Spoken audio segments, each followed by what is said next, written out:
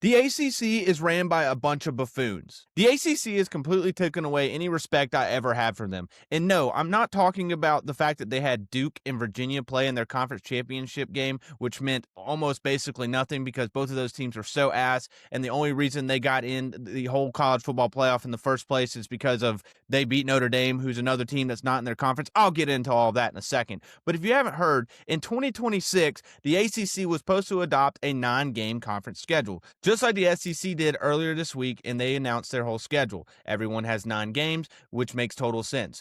Then you go to the ACC. They announced that only 12 of their 17 teams are going to play a 9-game conference schedule, while there are going to be 5 that will only play an 8-game conference schedule. Why, you ask? Well, to use their exact quotes, they are doing it due to contractual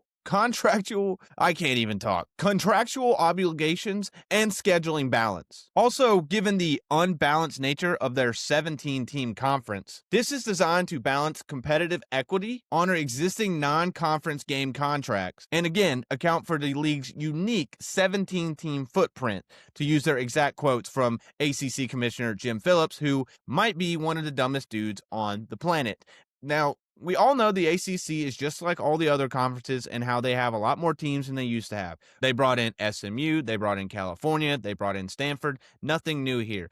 But they are the only conference that has an odd number of teams. And you might be wondering, why is that? Well, if you also didn't know, there's a team called Notre Dame who religiously, that no pun intended, will not join a conference, but they are in the ACC and everything but football. If I was the ACC, I would quit letting Notre Dame grab me from behind and me, but that's just me. If you're curious about the teams that are not going to be playing 9 conference games, it is Florida State, Clemson, Boston College, Georgia Tech, and North Carolina. Now, one would want to make the argument that it might be an actual advantage if you have to play non-conference games in the ACC.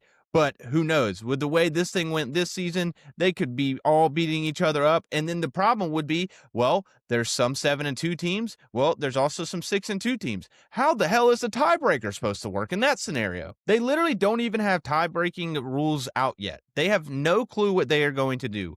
There are proposals for just going by the college football playoff rankings, which I guess at this point makes the most sense because they're literally not all playing the same amount of games. I don't understand how, even if there's 17 teams, that we don't end up in a scenario where all teams are playing the same amount of games. And especially where we end up in a scenario where there's like this small little majority, like only 5 teams get the 8. I don't understand this. I don't understand how this happens. I don't understand how it's incompetent. I don't understand how the ACC, given everything that they had go on this year, couldn't just tell Georgia Tech or whoever to just, hey, let's cancel one of these games. Let's make sure we're all playing non-conference games. Who knows? I see that Georgia Tech and Clemson and Florida State, they all have some bigger opponents. Obviously, Georgia Tech plays Georgia every year. They also play Tennessee. Florida State is going to be playing Alabama. Clemson has to play LSU. So there's some things. North Carolina has to play TCU. So I'm guessing that's what kind of went into it. But the ACC has got to get it together, man.